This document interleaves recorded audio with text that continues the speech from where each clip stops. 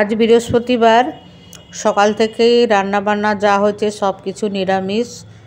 তো এখন রাত্রিবেলা একটু ছোলার ডাল ভিজিয়ে রেখেছিলাম, একটু করব, ডাল পুরি করব।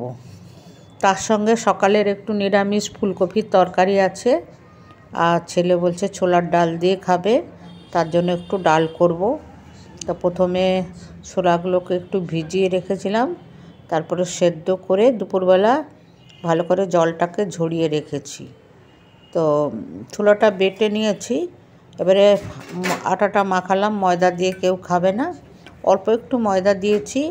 ছোলার ডালটাকে শুকনো হয়ে গেছে, বেটে নিয়েছি মিক্সার গ্রাইন্ডারে, তার সঙ্গে একটু জিরে ভাজা, নুন, একটু চিনি দিয়ে গুঁড়িয়ে নিয়েছি, দিয়ে সুন্দর করে মাখিয়ে রেখে দিয়েছি।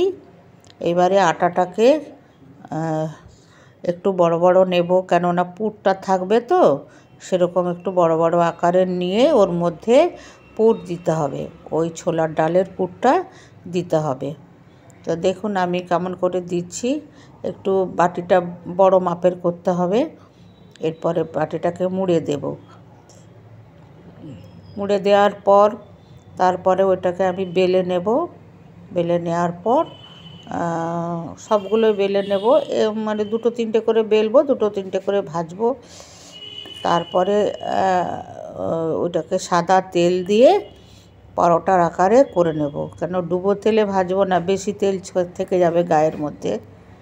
তো এইবার একটু সেঁকে নিয়ে কড়ার মধ্যে একটু সেঁকে নিতে হবে। সেঁকে নেওয়ার পর তারপরে তেলটা দেব, তেলটা দিয়ে সুন্দর করে এদিক ওদিক ভেজে নিয়ে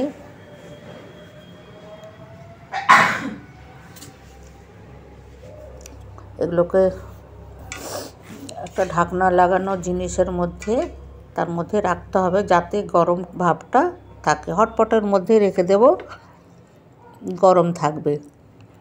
তো যাদের হটপট নেই, সবার বাড়িতে আছে, হটপট নেই তারা একটা গামলার মধ্যে রেখে কোনো চাপা দিতে হবে যাতে গরম ভাবটা থাকে। তো হয়ে গেছে, এবারে ছেলের ডালটা করব। ছোলার ডাল, ছোলা একটু বেশি আছে, ভেজানো ছোলা, ওইটা দিয়ে করে দেব। তো আজকে বৃহস্পতিবার, লক্ষ্মীবার, আজকে সবার বাড়িতে নিরামিষ হয়, আমার বাড়িতেও আজকে নিরামিষ হয়েছে।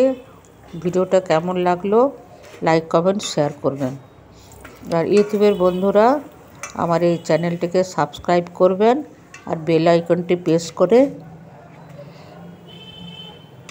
পাশে থাকবেন, আর লাইক কমেন্ট শেয়ার অবশ্যই করবেন। দেখেছেন কেমন ফুলছে এক একটা, ঢোল হয়ে ফুলে যাচ্ছে, দারুণ লাগে খেতে।